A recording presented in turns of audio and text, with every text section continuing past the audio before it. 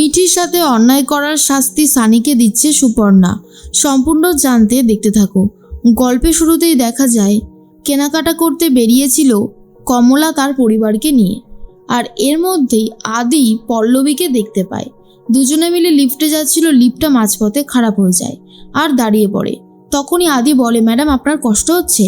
পল্লবী বলে, আমি একদমই অন্ধকারে থাকতে পারি না, তার উপরে আমার নিঃশ্বাস নিতে খুব সমস্যা হচ্ছে, খুব কষ্ট হচ্ছে, আমার কি করব বুঝতে পারছি না। ঠিক সেই মুহূর্তেই আদি কি করবে বুঝতে না পেরে পকেটে থাকা টাকা বার করে হাওয়া দিতে শুরু করে টাকার। যা দেখার পরে পল্লবী বলে, আপনি কি আমাকে টাকার লোভ দেখাচ্ছেন নাকি? আদি বলে, এই দেখুন, আপনাকে আবার এরকম করতে যাব কেন?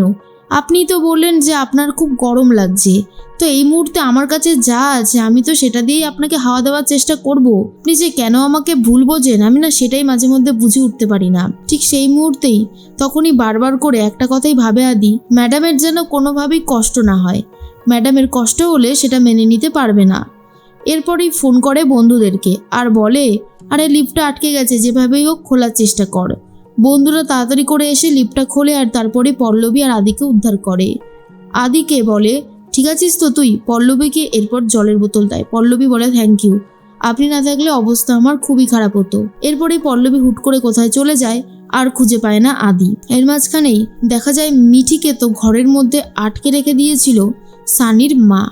তখনই সুপর্ণা এসে মিঠিকে উদ্ধার করে আর বলে, তুই এখানে কি করে আসলি? কি অবস্থা বলতো? আমি যদি ঠিক সময় না আসতাম কত বড় একটা বিপদ হয়ে যেত। ঠিক সেই মুহূর্তেই মিঠির দিকে তাকায় সানির মা। মিঠি তো খুব ভয় পেয়ে রয়েছে, ভয়ে ভয়ে উত্তর দেয়, ভুল করে আমি চলে এসেছিলাম। সুপর্ণা এরপর মিঠিকে নিয়ে সাইডে চলে যায়। অন্যদিকে দেখা যায় শাড়ির কেনাকাটা তো কমপ্লিট হয়ে গেছে কমলার। তখনই সম্রাট বলে, মা কেনাকাটা তো মোটামুটি এদিকে কমপ্লিট, পাশেই একটা জুয়েলারির দোকান আছে, চলুন গিয়ে এবারে জুয়েলারিটা কিনে নেওয়া যাক। কমলা বলে, বাবা তুমি এত কিছু করছো, এবারে আমার সত্যি খুব খারাপ লাগছে। সম্রাট বলে, এভাবে বলবেন না মা, বরং আমার অনেক বেশি ভালো লাগছে আপনাদের পরিবারের সাথে যুক্ত হতে পেরে। দয়া করে এই সুযোগটুকু আমার কাছ থেকে কেড়ে নেবেন না, তাহলে আমার খুব খারাপ লাগবে। কমলা বলে, এ বাবা আমি তো সেরকম কিছু বলিনি। আচ্ছা ঠিক আছে, তুমি যখন এত করে বলছো তাহলে চলো। এরপর ঝিনুক বলে, এবারে আমরা কোথায় যাব? তখনই সাইডে নিয়ে গিয়ে ঝিনুককে বলে, আচ্ছা ঝিনুক, তোমাদের সবাইকে দেখছি তোমরা খুবই ভালো রয়েছো, হাসি খুশি, কিন্তু তোমার দিদি কেমন যেন একটু অদ্ভুত টাইপের রয়েছে, কেন গো? তখনই ঝিনুক বলে, আসলে আমার দিদি মিঠিকে নিয়ে খুবই চিন্তার মধ্যে রয়েছে। এরপর সম্রাট যথারীতি জিজ্ঞেস করে, কে এই মিঠি? মিঠির সাথে তোমার দিদির পরিচয়টা বা কী? তখনই বলে যে যার সাথে বিয়ে ঠিক হয়েছিল তার মেয়ে ছিল মিঠি।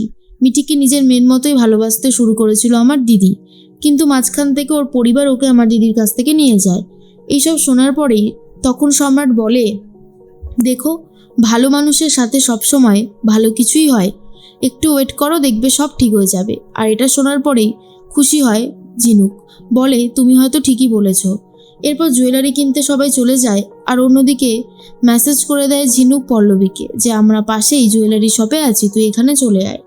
জুয়েলারি শপে গিয়ে বড় বড় জুয়েলারি দেখতে থাকে ঝিনুক, কিন্তু বুঝতে পারে মায়ের অত সামর্থ্য নেই, তাই ছোটোখাটো কিছু জুয়েলারি পছন্দ করতে থাকে। অন্যদিকে দেখা যায় লয়ার সাহেব চলে এসেছে বাড়িতে, আর এসে পুরো উইল সম্পর্কে বলতে থাকে যে কেমন সব উইল বানিয়ে গেছে সাগর।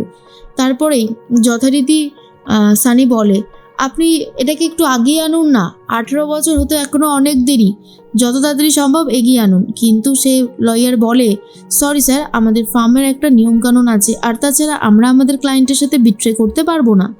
এরপর লয়ারের ওপর চিৎকা চেঁচামেচি করলে খুবই রেগে যায় সুপর্ণা, কিন্তু সেটা বুঝতে দেয় না। এরপর সানি উত্তেজিত হয়ে বলে, এই সাগর মল্লিকটা এমন কিছু কাজ করে গেছে যার জন্য আমাকে এখন পস্তাতে হচ্ছে, রীতিমতো কাজের লোকের মতন ট্রিট করা হচ্ছে আমার সাথে। আরও অনেক খারাপ খারাপ কথা বললে সুপর্ণা বলে, সানি তুমি এসব কি বললে? না না, তুমি আমার দাভাইকে এইভাবে অপমান করতে পারো না, কোনো অধিকার নেই তোমার আমার দাভাইকে এইভাবে অপমান করার, তোমার সাহস হলো কি করে? সানি তখন বলে, সুপর্ণা তুমি আমাকে ভুল বুঝছো। সুপর্ণা বলে, না আমি কোনো ভুল বুঝছি না, বরং আমি তোমাকে একদম ঠিকটাই বুঝেছি, যা সমস্ত কাণ্ডবাণ্ড করছো সেটা একদমই ভালো হচ্ছে না। এরপর সানি বুঝতে পারে সুপর্ণা সবটা জেনে গেলে খুব মুশকিল হয়ে যাবে। অন্যদিকে দেখা যায় পল্লবী চলে গেছে ঝিনুকের কাছে। পল্লবী তখন বলে, মা তুমি এত চিন্তা করছো কেন? আমাদের ঝিনুক দেখবে একদম ঠিক গয়নাটাই পছন্দ করবে। এদিকে মিঠি বুঝতে পারে তার মাম্মামের কাছে যাওয়াটা খুব দরকার। মাম্মাম ছাড়া তাকে আর কেউ ভালো রাখতে পারবে না। মিঠি মাম্মামের কাছে যেতে চাইলে যথারীতি সানির মা ওকে আটকে দেয়। আর এর মাঝখানেই সম্রাট দেখতে থাকে ঝিনুক কি গয়না পছন্দ করছে। যথারীতি ঝিনুক অনেকগুলো গয়নাই পছন্দ করেছে আর খুবই খুশি হয়েছে।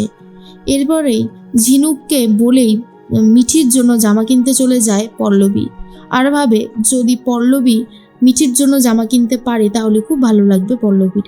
এর মাঝখানেই আদি সেই শপিং মলে ঘোরাঘুরি করতে থাকে আর খুঁজতে থাকে পল্লবীকে, যে পল্লবী কোথায় গেল।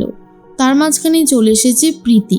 প্রীতি তো আদিকে দেখে দৌড়ে আসে, আর তখনই আদি সবার সামনেই প্রীতির পা ধরে নমস্কার করে। প্রীতি বলে, তুই এখানে এসেছিস কিছু কেনাকাটা করতে নাকি? এরপরেই বন্ধুরা বলে বিয়ের শপিং করতে। শুনে প্রীতি খুব খুশি হয় আর বলে, কই আমাকে তো কেউ জানালো না যে তুই বিয়ে করছিস। বাহ, আমি তো খুব খুশি হয়েছি রে।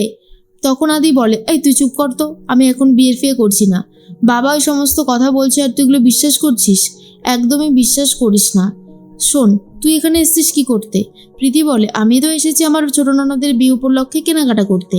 চল তোকে আজকে আমার ননদের সাথে আলাপ করিয়ে দিই। সামনেই দাঁড়িয়েছিল পল্লবী আর ঝিনুক।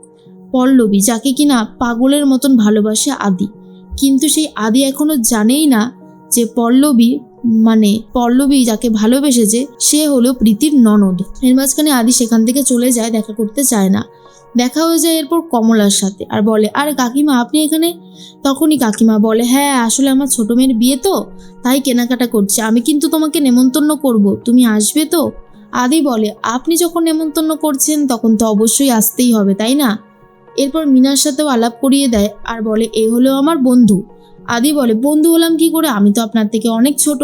কমলা বলে, তাতে কি হয়েছে, আমার স্বামী আমার মেয়েরা আমরা সবাই তো বন্ধুর মতন, তাই তোমার সাথে আমার বন্ধুত্বপূর্ণ এই সম্পর্ক, খারাপ বললাম নাকি? আদি বলে, না না আপনি একদম ঠিক কথা বলেছেন।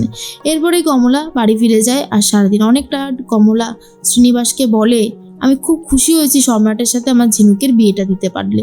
এরপরেই কমলার কথা শুনে শ্রীনিবাস বলে, তুমি তো খুবই ভয় পাচ্ছিলে ঝিনুককে নিয়ে, যাক বাবা পাত্রকে পছন্দ হয়েছে, মনের থেকে সমস্ত সংশয় দূর হয়েছে, এটাই বড় কথা। এরপরেই কমলা বলে, জানো তো আমিও চাই আমার মেজ মেয়ে পল্লবীর জন্য যেন ঠিক এরকমই একটা ছেলে আসে যে ওকে আগলে রাখবে, যে ওকে খুব ভালোবাসবে। আসলে এই জীবনে ভালোবাসা থাকাটা খুবই জরুরি, কারণ ভালোবাসা না থাকলে কোনোভাবেই সংসারটা ঠিক মতন টেকে না। তোমার আর আমার ভালোবাসা আছে বলেই আজ শত বাধা উপেক্ষা করেও আমরা কিন্তু আমাদের সংসারটাকে টিকিয়ে রাখতে পেরেছি, এমনটাই বলছিল কমলা।